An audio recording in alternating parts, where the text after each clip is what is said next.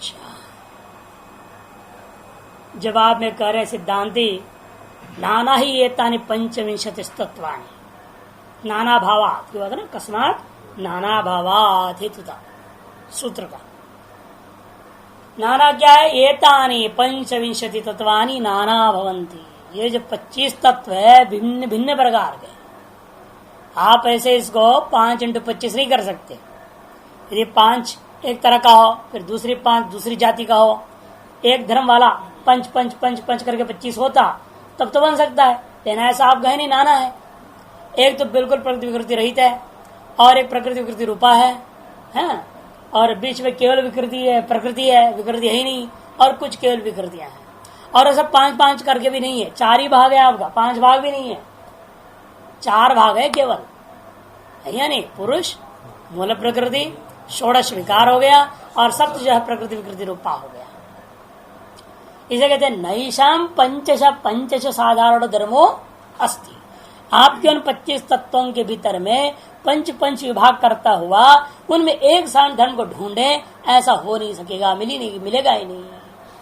ये न पंचविंशति अंतराले पराह पंच संख्या निविशेरन, जिसके आधार पर आप जो है 25 के भीतर में 5-5 की जो है ऐसे पंच विभागों को जोड़ के प्रवेश कर सके, यह हो नहीं सकता है।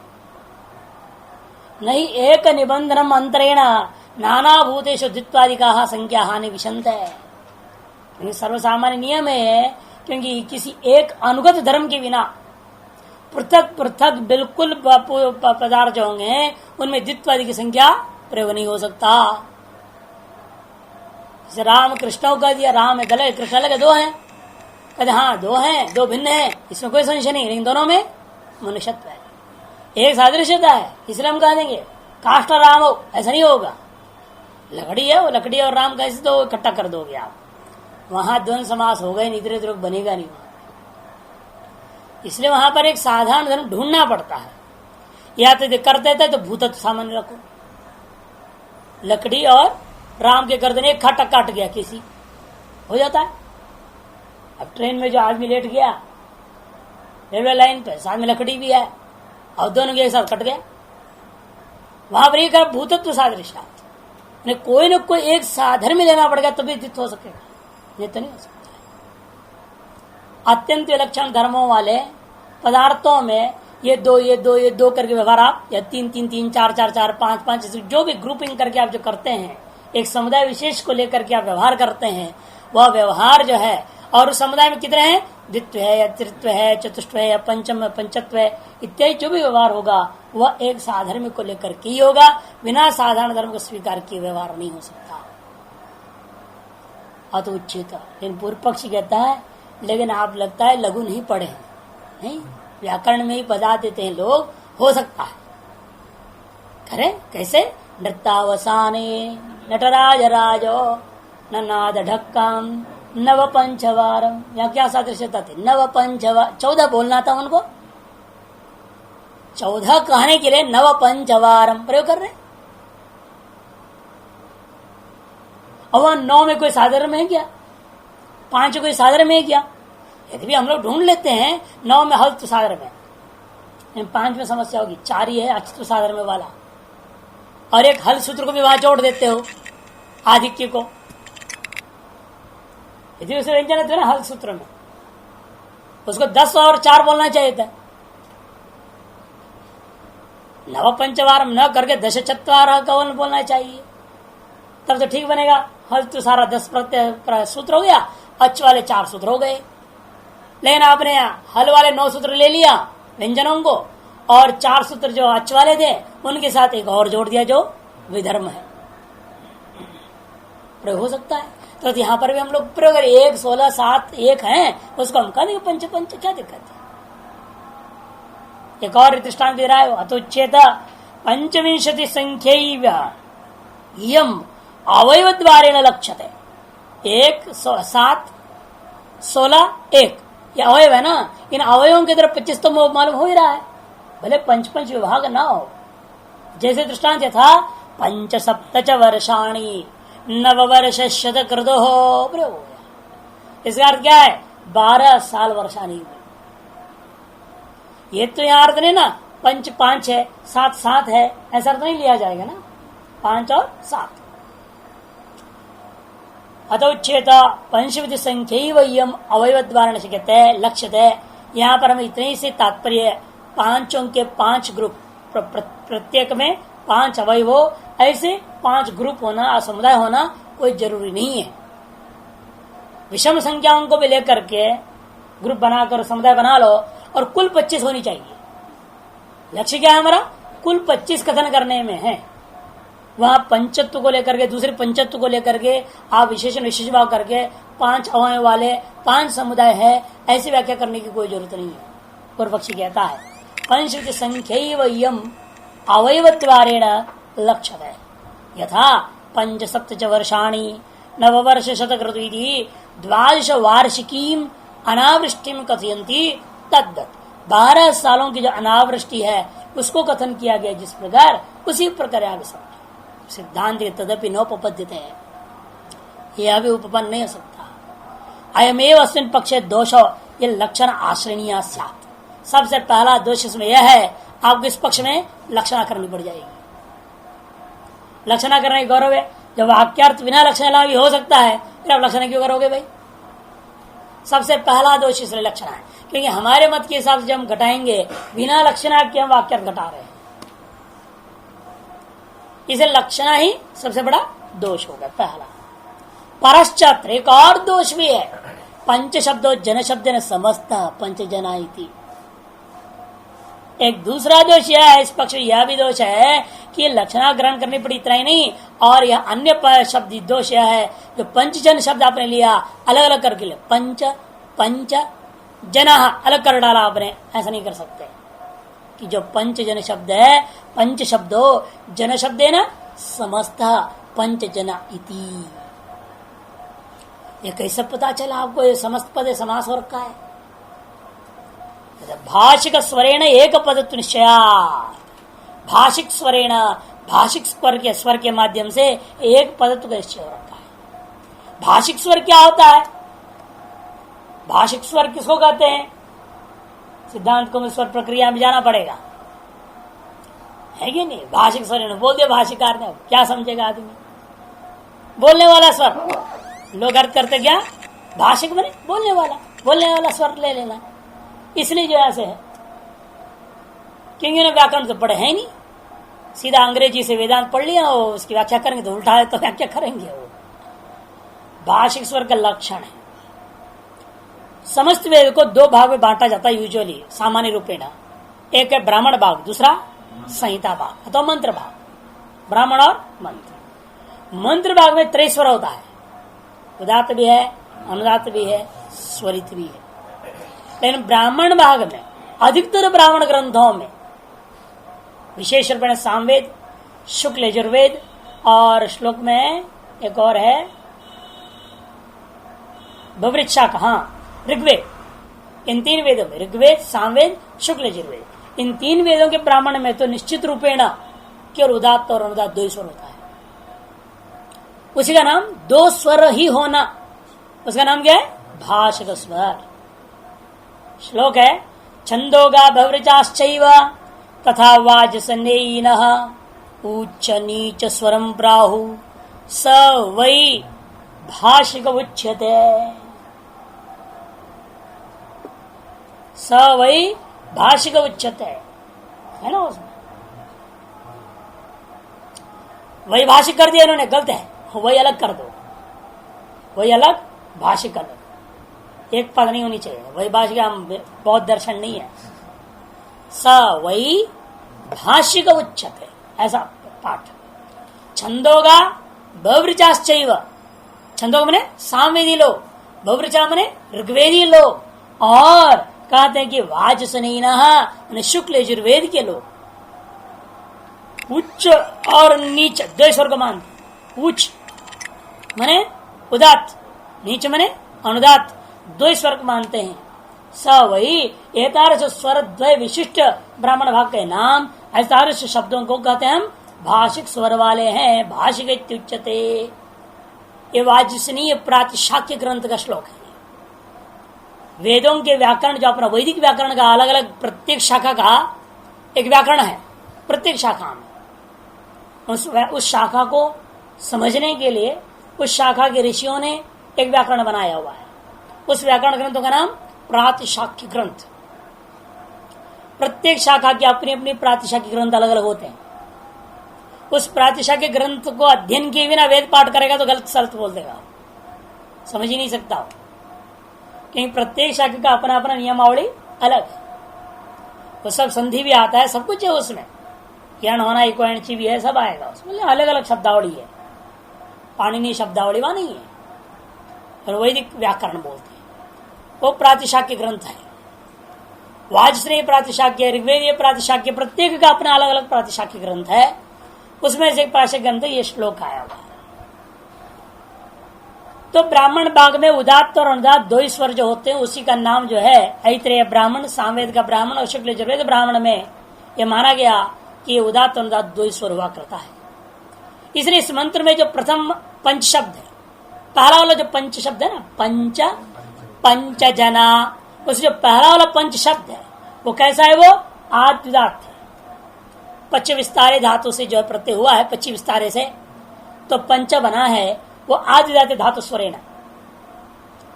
तो द्वितीय जो पंच शब्द है सर्व अनुदात्त। कैसे अनुदात्त प्रयोग कर दिया वेद में? जब एक पंच शब्द, जो भी पंचन शब्द बनेगा, लोक में प्रयोग करो चाहे वेद में प्रयोग करो, पंचन शब्द क्या है? हमेशा आद्युदात्त होता है। लेकिन यहां हुआ क्या है? पहला वाला पंच शब्द आद्युदात्त पाठ है वेद में, और दूसरा जो पंच जना में जो पंच शब्द है वो प का अ भी च का दोनों को दोनों अनुदात्त पाठ हो गया। इसका मतलब कोई प्रक्रिया हुई है। यदि अलग स्वतंत्र पद होता, पंच पंच जना, ऐसा अलग स्वतंत्र पद होता पहला पंचन शब्द के समान, तो भी आद्युदात्त होना चाहिए या नहीं? क्योंकि पंचन शब्द अपने आप में क्या है? आद्युदात्त है। फिर यह आद्युदात्त होना चाहिए दूसरा पंचन शब्द भी, लेकिन सर्वानुदात्त कैसे पाठ हो गया? वो ज्ञापन करते समास हुआ है।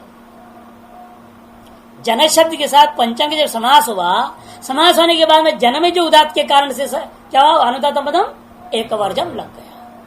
वहां के उदात्त को रखते हुए, क्योंकि यहाँ पर होगा आपका समास संज्ञा पूर्व दिगु, तैतार्थ उत्तर पद में समास करोगे आप। जब समास करोगे तो उस प्रत्यय आदि आएंगे, प्रत्यय स्वर लागू हो गया, प्रत्यय स्वर लागू होकर के उदात्त हो गया। वो जब वो उदात्त हो गया, बाकी सबके सब अनुदात्त हो जाएंगे। अतः पंच शब्द पूरा अनुदात्त हुआ है। ये पंच शब्द के सर्वानुदात्त होने के कारण से निर्णय होता है यहाँ समस्त पद है, व्यस्त पद नहीं है, ये ध्यान रखना है। अतएव द्वितीय जो पंच शब्द है उसमें सर्वानुदात्त होने के कारण से निर्णय होता है। यह जन शब्द के साथ उसका समास हुआ है कि समासस्य एक स्वर है, सूत्र ही है, पाणिनि सूत्र है 6 के 223 है समासस्य। इस सूत्र से समास का अंत को उदात्त हो जाता है। जन के नकार उत्तरवर्ती जो आकार है पंच जना, इस समस्त पद में जो न के उत्तरवर्ती में आकार है वो क्या हो जाएगा? उदात्त। जैसे उदात्त हो गया तो अनुदात्तम पद में एक वर्जम लग गया। अब ज में जो अ, च में जो अ और प में जो अ, ये तीनों आकार क्या हो जाएंगे? अनुदात्त हो जाएंगे।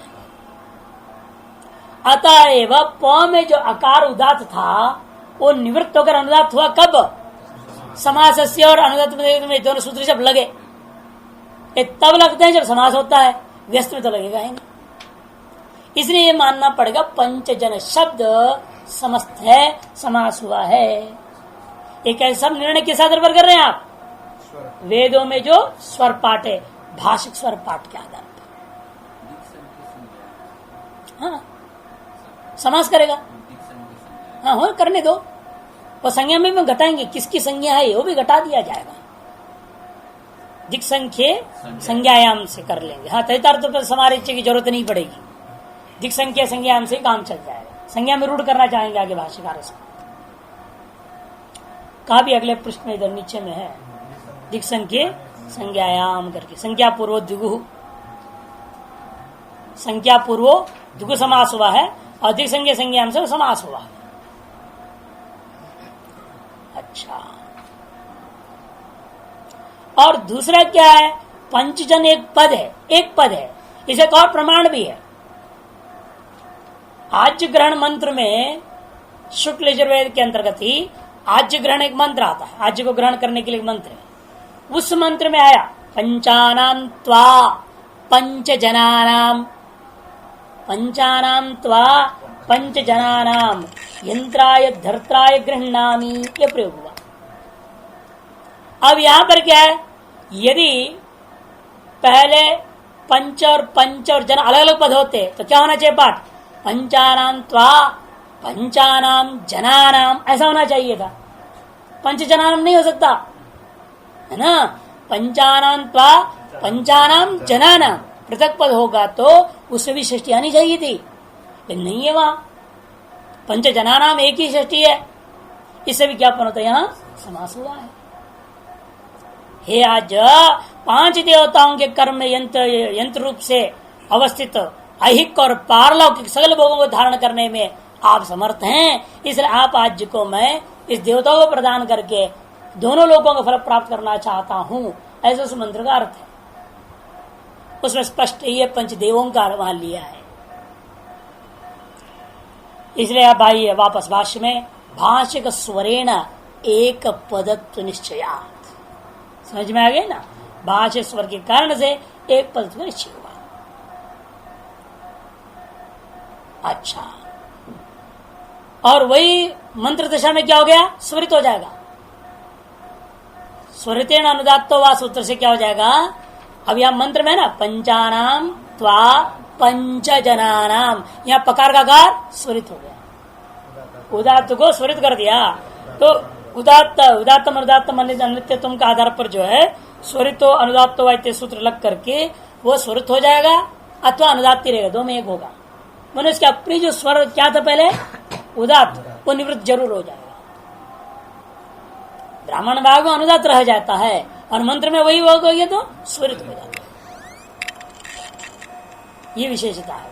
इसीलिए उसके आधार पर निर्णय हो गया कि एक पद है, पृथक पद है ही नहीं, अतः 25 का मामला खत्म हो गया। प्रयोगांतरे च पंचानाम तो पंचजनानाम इति एक पद्य एक स्वर्य एक विभक्ति कत्व अवगमात, है ना, एक पदत्व का बोध हो रहा है और एक स्वर भी है, नहीं तो स्वरित नहीं हो सकता था। एक स्वरीयता का बोध हो रहा है और पंचजन शब्द से एक विभक्ति सृष्टि आई हुई है। पंचानाम जनानाम करके पाठ नहीं हुआ, पंच जनानाम करके पाठ हो गया। समस्तत्वाच्छ, जिसलिए समस्त पद है, इसलिए उस पंच को पूर्व पंच के साथ जोड़ नहीं सकते आप। पंचजन जो समास के समस्त पद हुआ है, उस समस्त पद का वही उभूता जो पंच है, उसको पूर्व में व्यस्त जो पंच के साथ जोड़ करके विकथन नहीं कर सकते आप, क्योंकि समास का भयंकर नियम है। जो एक समास के अंतर्गत आया हुआ विशेषण को अन्य विशेषणांतरों से आप समझ जोड़ नहीं सकते। सविशेषणानाम वृत्तिर्न वृत्तस्य च विशेषण योगो न, ये व्याकरण का समास का सबसे बड़ा नियम है। सविशेषणानाम वृत्तिर्न, जैसे आपको कह दिया जाए ये महाराज राजा जो है कैसा है, वृद्ध है, वृद्धस्य राज्य पुरुष, यहां राजन का पुरुष के साथ समास नहीं होगा, जो सविशेषण वाला है। राजन शब्द अपने एक विशेषण को लेकर के रह रहा है, अतः उसको दूसरे शब्दों के साथ समास नहीं कर सकते। और ये समास कर ही दिए आप राजपुरुष करके, तब वृद्ध से उसको संबंध नहीं है। फिर वृद्ध से विशेषण किसका होगा, पुरुष का होगा, राजन का नहीं हो सकता।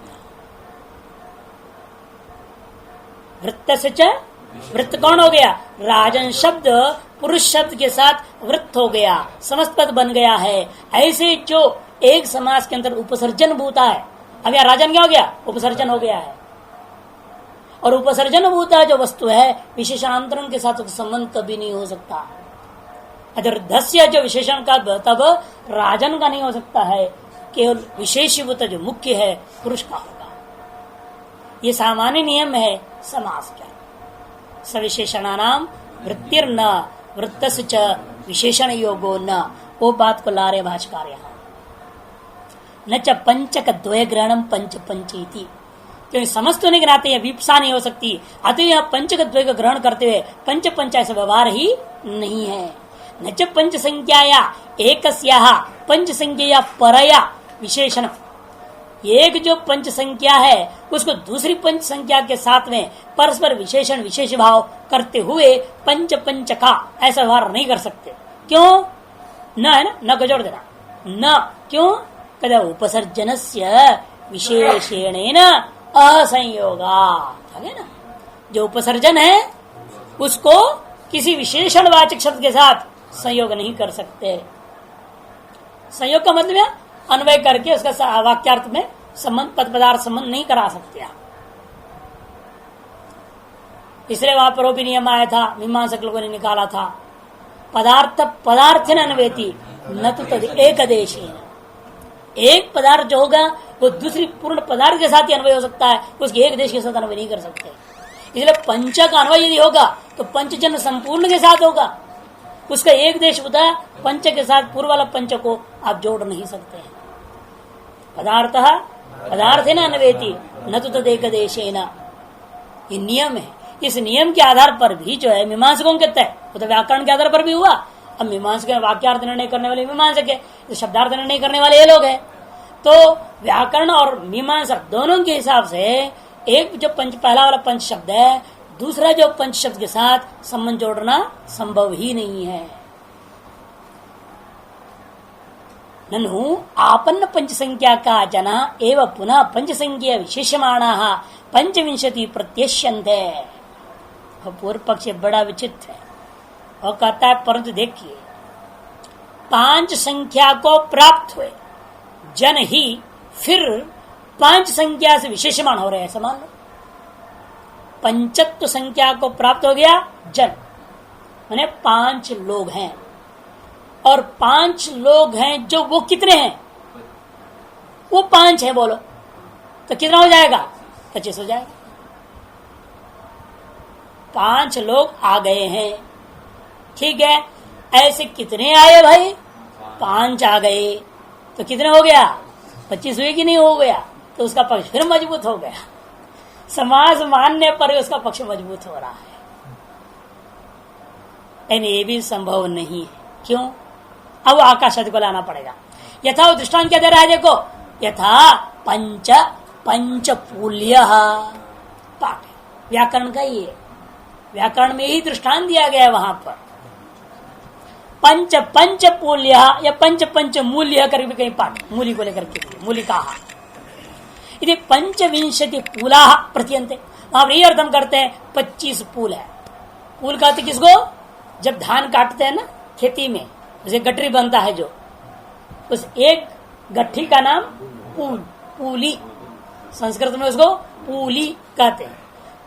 5 पूली है बोल दिया, 5 पूली का एक गठरी बन गया। फिर पंचानाम पूली नाम समाहार, 5 छोटे छोटे गठरी बना दी गई और 5 मिलाकर एक गठरी बना दिया आपने। और उस एक गठरी जो बन गया उसका नाम क्या है? पंचपूली। ऐसे कितने हैं? 5 है, मैंने कितनी पूली हुई? 25। बात हो गया ना काम।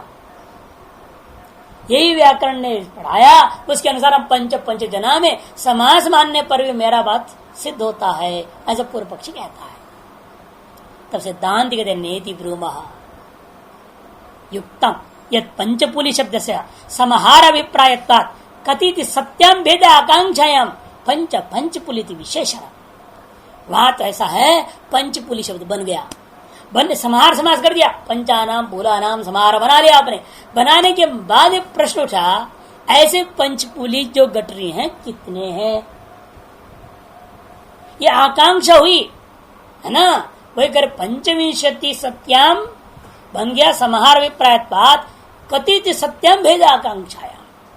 वो कितने हैं ऐसे भेद की आकांक्षा होने पर उस पंच को पंचपुली शब्द के साथ विशेष विषय करके हम व्यवहार करते हैं। यह तो पंच जना इत्यादि भेदोपादान कथित असत्यम भेदाकांक्षा न पंच पंच जनित विशेषण भवेत्। सबसे पहली बात है, उस पंच को पंच जनक विशेषण तब भी बना नहीं सकते पंच और पंचपुली के जैसे। वहां पंचपुली में तो पंच का आकांक्षा था, अथवा आपने कर दिया, लेकिन आकांक्षा ही नहीं है। ये तो पंचजना इति आदितय मैंने पहले से पंचजन शब्द अपने आप में पूर्ण अर्थ बोध करा करके शांत है, इसका आकांक्षा है ही नहीं। तो पंचजना ऐसे आरंभ से ही, आदितम ने आरंभ से ही वह क्या हो गया, भेद पर विशेषण का ग्रहण है। अतः कितने इस प्रकार के भेद की आकांक्षा न होने पर पंच जना का परस विशेषण विशेष भाव नहीं हो सकता। सीधे एक जवाब दे दिया पहले। और जो कहते नहीं मैं मानता हूं विशेषण, तब क्या करोगे जवाब, भवेदपि इदं विशेषणम, यदि यह विशेषण है मान भी लोगे तो भी पंच संख्या एवं भवेत न तत्र चौक्तो दोषः, यदि वहां पर फिर भी मानते हो भवेदपि इदं विशेषणम पंच संख्या एवं भवेत, यदि आप कहोगे उसमें किस विशेषण में पूछूंगा, फिर यदि मान भी ले हम पंच शब्द पंच जन का विशेषण है, लेकिन पंच जन में किसका विशेषण है, वो पंच जन में पंच का विशेषण है या पंच जना से बोधिमान समाहार का विशेषण है। यदि समूह का विशेषण है, पंच का भी नहीं होना चाहिए, जन का भी नहीं, पंच का भी विशेषण नहीं, जन का भी विशेषण नहीं, समाज का बोधिमान जो समाहार है, समुदाय है, उस समुदाय का विशेषण मानते हो, क्या मान रहे हो आप। यदि आप कहोगे पंच संख्या का, तो पूर्वक दोष सब आ जाएगा। वृत्त से विशेषण योगो न, उपसर्ग से विशेषण अन्वयात, ये सारे नियम, पदार्थ पदार्थ अन्वयति, सब नियम लगे उसे विकल्प उठा रहे। यदि आप पंच संख्या का विशेषण कर रहे हो, भवेदपि इदं विशेषणम पंच संख्या एवं भवेत, यदि कहोगे उस पंच जन में जो पंच संख्या है उसी का विशेषण बनाने लगोगे, तत्र उक्तो दोष, इस विषय में मैंने दोष दे दिया है, हो नहीं सकता। तस्मात् पंच पंच जनति न पंच विषय तत्वाभिप्राय, इसलिए पंच जना के द्वारा पंच विषय तत्व का अभिप्राय नहीं घटेगा।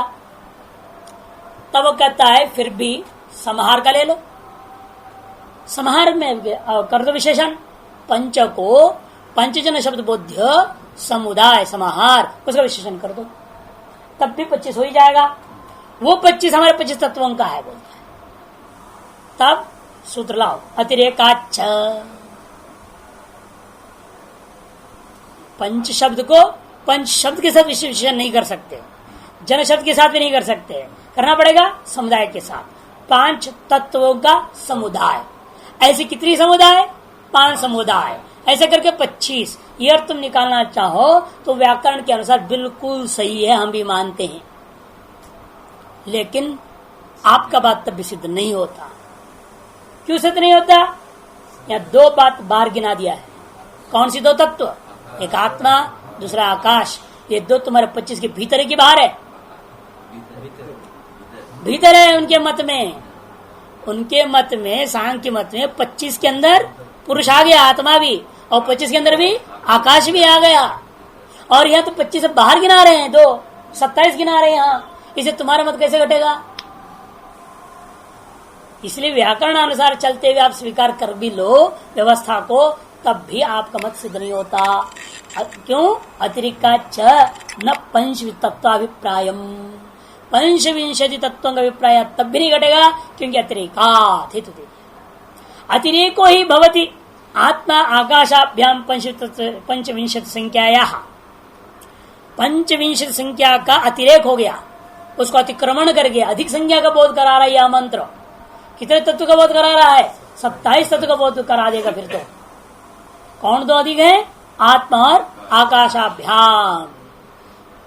आत्मा तावद्य प्रतिष्ठा प्रति आधारत्वेन निर्दिष्टा, यहाँ संबंध यह मैंने अस्मिन मंत्रे यस्मिन पंच पंच जना प्रतिष्ठा एक दिया ना, जिसमें पंच जन प्रतिष्ठित हैं, उस प्रतिष्ठा का आधारत्वेन आत्मा का निर्देश हुआ है।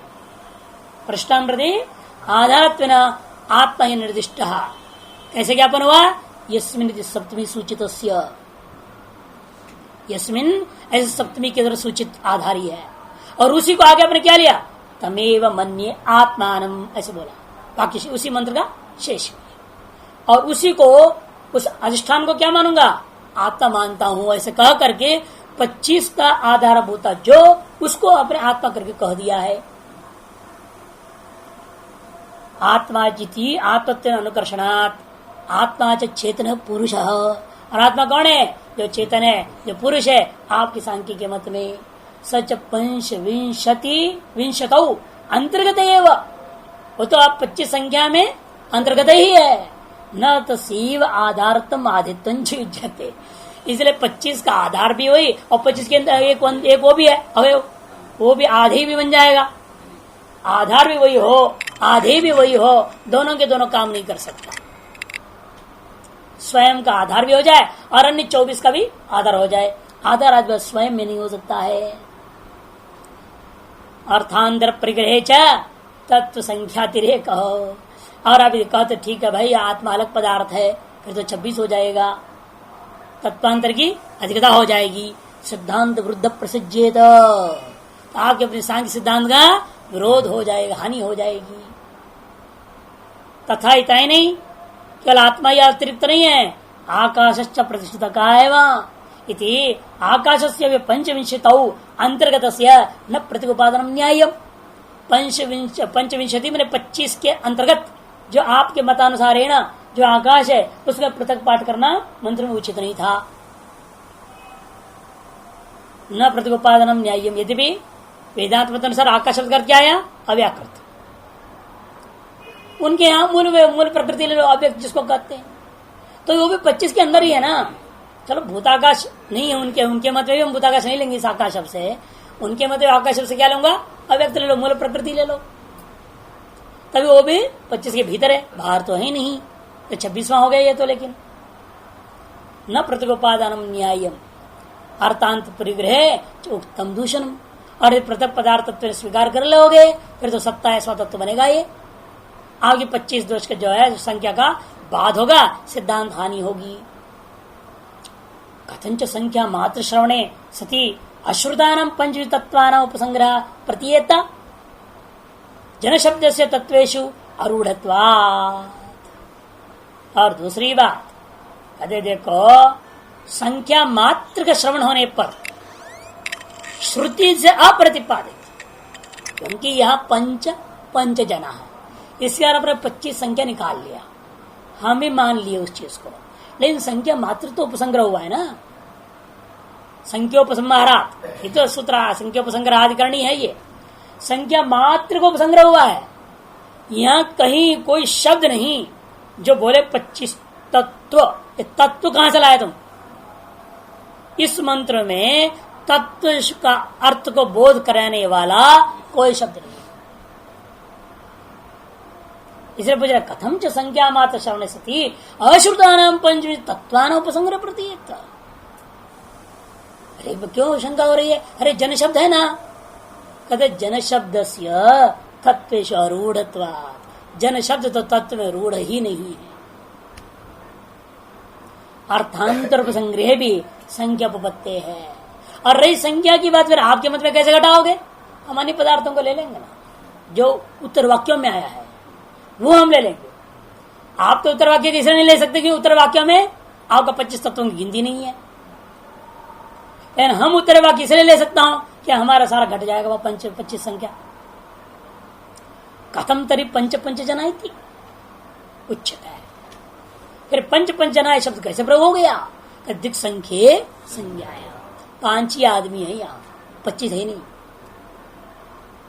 समाहार अर्थ में है ही नहीं। यहाँ पंचानाम जनानाम समाहार करोगे तब तो 25 होएगा ना। यहाँ वास्तव में समाहार अर्थ में समास ही नहीं। पूर्व पक्ष में वो सूत्र है तैतार्थ समाहारेच, पूर्व पक्ष में तैतार्थ समाहारेच सूत्र से समास हुआ। इससे पहले जो मैंने जहां बोला वो ठीक ही है उस जगह पर। सिद्धांत पक्ष में जब आएगा पंचजन शब्द में दिक संख्या संज्ञान से समास हुआ। कि पंचजन एक संज्ञा है, समाहार नहीं, समुदाय नहीं। 5 अवयों वाला जन रूप अवयों वाला एक समुदाय, अर्थात समुदाय कितनी? 5 समुदाय है। ऐसा अर्थ निकाल कर 25 निकाल रहे थे, वो तो तभी संभव है जब समाहार अर्थ लिए हैं हम। और समाहार जब अर्थ करोगे तो तैतार्थ समास होगा, लेकिन वो इष्ट ही नहीं है सिद्धांत पक्ष में। वेद में पंचजन शब्द जो आया है वहां समाहार अर्थ में समास ही नहीं हुआ। सिद्धांति लाया। फिर किस अर्थ में हुआ वही पूछ रहा है। कथम तरी पंच पंच जना थी तद वाक्य शेषानुसारेण या दिक् संख्य संज्ञायाम यदि विशेष स्मरणात् संज्ञायाम एवं पंच शब्द से जन शब्द समास। यह विशेष स्मृति है, पाणिनीय व्याकरण का सूत्र है। ये विशेष स्मरणात् ने विशेष व्याकरण सूत्रात् संज्ञायाम एवं पंच शब्द से जन शब्द समास। अब रूढ़ हो गया, संज्ञा में रूढ़ हो गया, लेकिन संजी का बोध नहीं हो रहा। यहां पंचजन नाम का कोई है, वो नाम वाले कितने हैं? 5 लोग है बोल दिया, लेकिन वे 5 कौन कौन है? इस नाम वाले 5। जैसे आप कुंभ मेला आदि में चले जाओ तो क्या होता है, एक नाम वाले 50 माता मिल जाएंगे आपको। अब जैसे आपका इन लोगों का नाम कृष्ण शिवानंद नाम तो 2500 मिल जाएंगे, कोई डाउट ही नहीं। सभी गुरु अपने एक एक चेले का नाम रख ही देते हैं। समस्या तो ये हो गई है ना। फिर गुरु का नाम भी लेना पड़ेगा, और कई बार ऐसे भी होता है गुरु चढ़े एक ही नाम, वहां भी ऐसे भी मिल जाएंगे कई। तब क्या करोगे? फिर कहना पड़ेगा अमुक आश्रम का अमुक गुरु की अमुक चेड़ा, तब जाके परिच्छेद होएगा ना वो, नहीं तो फिर गड़बड़ हो जाएगा। तो एक ही नाम वाले भी अनेक हो सकते हैं। तो पंचजन नाम वाले कितने हैं? तो 5 है। कौन कौन है बताना पड़ेगा ना, उसके लिए वाक्य से प्रमाण मिल रहा है। संज्ञा एवं पंचशब्द जन शब्द समास ततश्च रूढ़त्व अभिप्रायेण केचित पंचजना नाम विवक्षन्ते। इसलिए रूढ़त्व अभिप्राय से घटेगा, क्यों? संज्ञा हमेशा रूढ़ होता है। संज्ञा तो किसी स्वरूप विशेष में रूढ़ होता है। रूढ़त्व अभिप्रायेण केचित, कुछ मतों के अनुसार पंचजना या नाम का विवक्षा हो गया।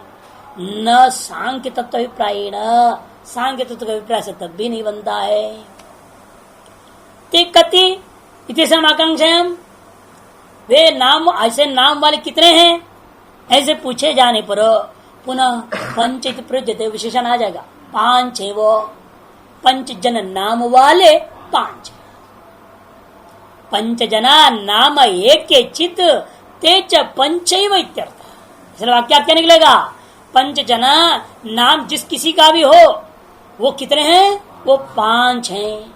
जिस दृष्टांत इनके पास है सप्तर्षय सप्तइति, इसका मतलब ये नहीं कि 49 है, 49 ऐसा अर्थ निकालोगे।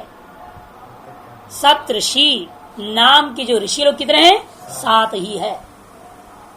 जैसा यह व्यवहार होता है उसी प्रकार पंचजना में समझो। के पुनस्ते पंचजना नाम, वो पंचजना नाम वाले देवता कौन है? वो 5 इति चेत तदुच्यते। उसका जवाब में कहते हैं प्राणादयो वाक्य शेषात्, प्राणादि। और उसे जन शब्द घट भी जाएगा क्यों? प्राण का जन से संबंधित है। जो प्राणवान है, प्राणी है, उसी का नाम तो जना है, और प्राण से वहां शुरू किया है 5। इसलिए जन शब्द का लक्षणापूर्वक जो लक्ष्य संबंध, शक्यार संबंध प्राण के साथ और लक्षणा से अन्य 4 के साथ। इस तरह से पंचजन शब्द उन 5 में घट जाएगा। वाक्य शेषात्, यह पंचजन शब्द बोध्य प्राण है, चक्षु है, श्रोत्र है, अन्न है और मन है। ये कैसे पता चला? वाक्य से प्राण से प्राण इत्यादि वाक्य से मालूम हो। भाष्य यस्मिन् पंच पंच जना इत्यतः उत्तरस्मिन् मंत्रे ब्रह्मस्वरूप निरूपणाय प्राणादि पंच विनिर्दिष्टाः।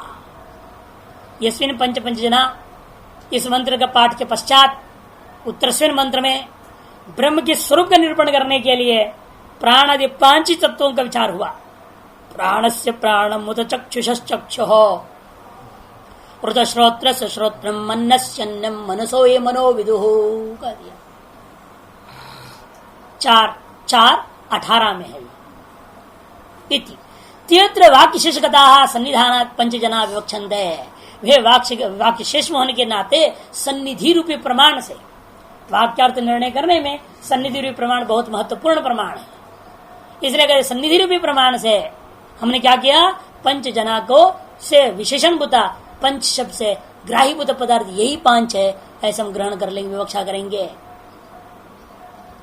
तो पूर्व पक्षी कहता है महाराज कथम पुनः प्राण से जन शब्द प्रयोग,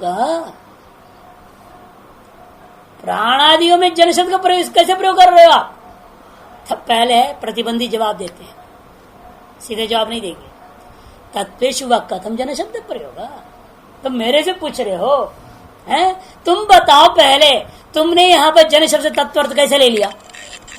फिर बाद में मैं बताऊंगा कि जन शब्द से मैं यहां पर जो है इन चीजों में ले रहा हूं, प्राणादि में ले रहा हूं, कैसे ले रहा हूं बताऊंगा मैं।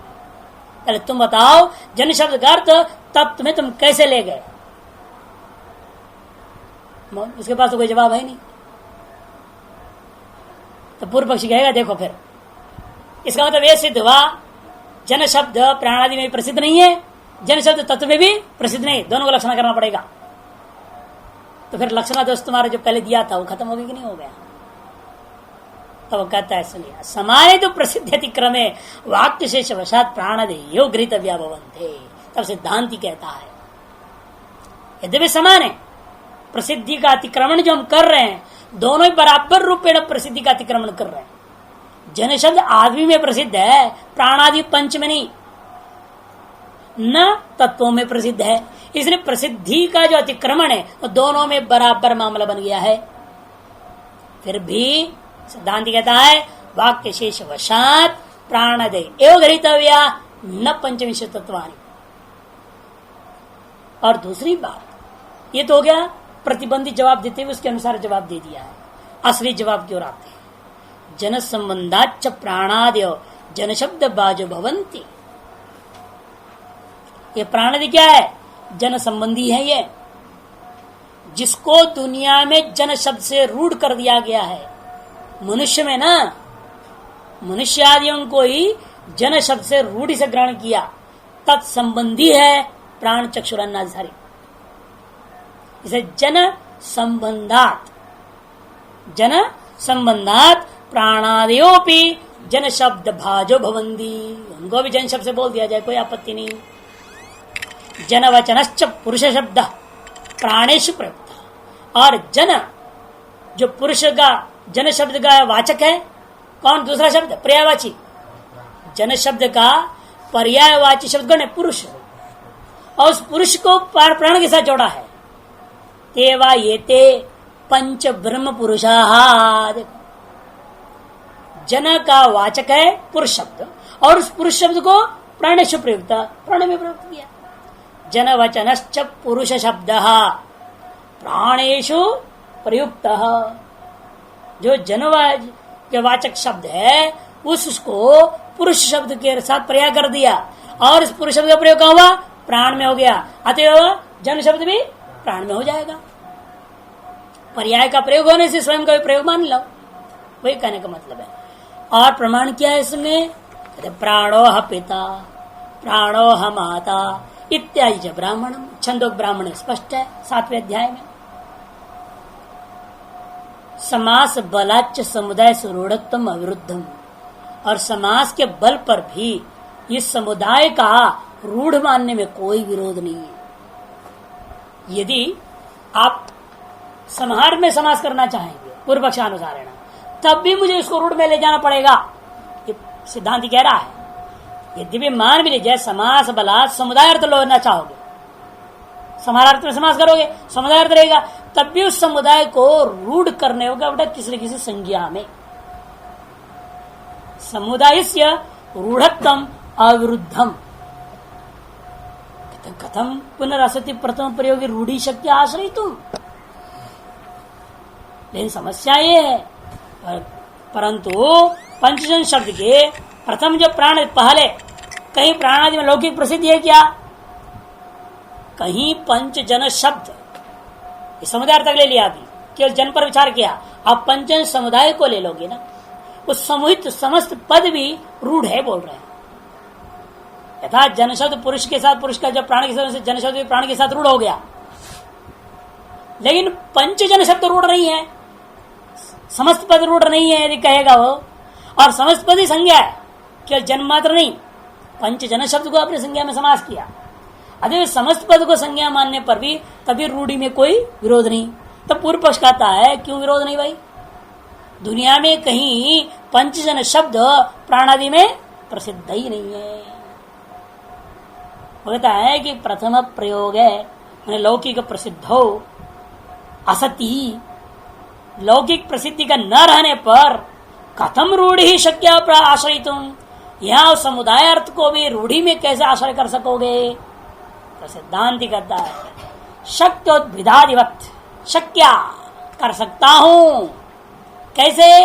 उद्भिदादिवत इति आह प्रसिद्धार्थ सन्निधाने या प्रसिद्धार्थ शब्द प्रयुज्यमान संविहारा तद विषयो नियम्यते यथा उद्भिदाय जेत यूपम छिनति वेदिं करोति इति।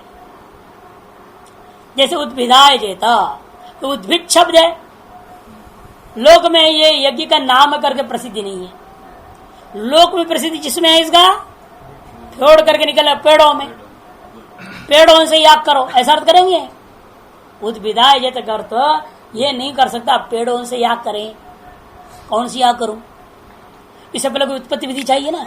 ये यदि आप कर्ण संबंधी मान लोगे, केन का व्याख्या करेगा, फिर पहले आप तो होना चाहिए ना किम, उगाए, वही नहीं। उद्भिदाय जेत पशु का वहां ये है, इसी में विधि है, अधिकार विधि भी यही, उत्पत्ति विधि भी यही, और यही आप अंगबोधक विधि भी मान लोगे, ये तो असंभव दोषग्रस्त हो जाएगा। वाक्य भेद दोष, एक वाक्य अनेक अर्थबोध करा दिया, वाक्य भेद दोष हो जाएगा। इसलिए उन्होंने क्या कर दिया, लक्षणा किया न, मत्वर्थ भयात, मत्वर्थ लक्षणात, और इस चार तद्व्यपदेशात, चार हेतुओं के द्वारा आपने क्या करना पड़ता है, ऐसे शब्दों को नामधेय परक ले जाना पड़ेगा। कैसे लिया संज्ञा परक उद्भिदा शब्द को? यजेत, सात पठित है ना, यजेत सह पठित समविहार, जो पठित है याग शब्द के साथ उद्भिद शब्द जो आया है उसको देखते हुए उसको याग का संज्ञा में रूढ़ कर दिया।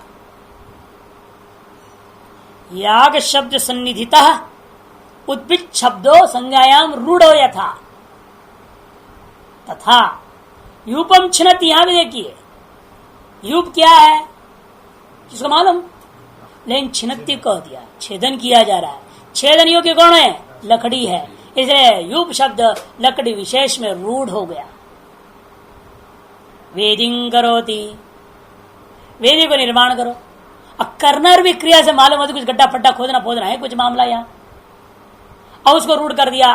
4 अंगुल वाले जो गड्ढा पास से खोद जाए जिसमें जो सारा सामग्री को रखा जाए उसमें रूढ़ कर दिया। यद्यपि प्रथमतः लोकतः प्रसिद्धि नहीं है इन शब्दों का, लेकिन फिर भी वो संज्ञा में रूढ़ हो गई यथा। तद्वत पंच जन शब्द भी लोक में भले प्रसिद्ध ना हो, लेकिन समविहारात, अन्य जो वाक्य शब्द आगे पीछे जो शब्दावली है उन्हीं प्रसिद्ध शब्दों के साथ संबंधित करता हुआ इस पंचजन शब्द को हम उन पंच विशिष्ट वस्तुओं में रूढ़ कर देंगे। वही करे शक्या उत्पिदाधिपत इत्याह प्रसिद्धार्थ सन्निधाने ही अप्रसिद्धार्थ शब्द, प्रसिद्धार्थ वाला शब्दों की सन्निधि में विद्यमान जो अप्रसिद्ध अर्थ वाला जो शब्द का प्रयोग होने पर संविहार रूपा हेतु किसे तद विषयो नियमित, उस अप्रसिद्धार्थ शब्द का भी विषय रूढ़ करके निर्णय कर दिया जाता है।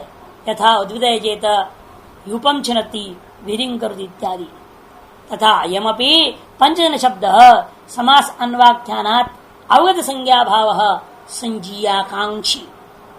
इसलिए यहाँ पर भी क्या है, यह जो पंचजन शब्द है समास के माध्यम से निर्णय हो गया, ये कोई न कोई संज्ञा है, किसी न किसी का ये संज्ञा है। तो दिक् संज्ञा संज्ञा में जब समास अपने कर दोगे ये निर्णय हो गया, यह शब्द किसी न किसी का संज्ञा है। अब प्रश्न उठा किसकी संज्ञा, उस संजी की आकांक्षा हुई, तो उस आकांक्षा शांत कैसे करोगे आप? वाक्य शेष समव्या हृदय प्राणादिशु वर्तिष्यते, वाक्य जो शेष में सात जो पठित प्राणादि पदार्थों में इस पंचजन संज्ञा को हम रूढ़ कर देंगे। इस प्रकार से प्राण, चक्षु, श्रोत्र, अन्न, मन, इन 5 का नाम पंचजन यह सिद्ध हो गया। यहाँ 25 का मामला ही खत्म, 25 का। अतः सांख्य मतलब सिद्ध नहीं होता है, बात हुआ।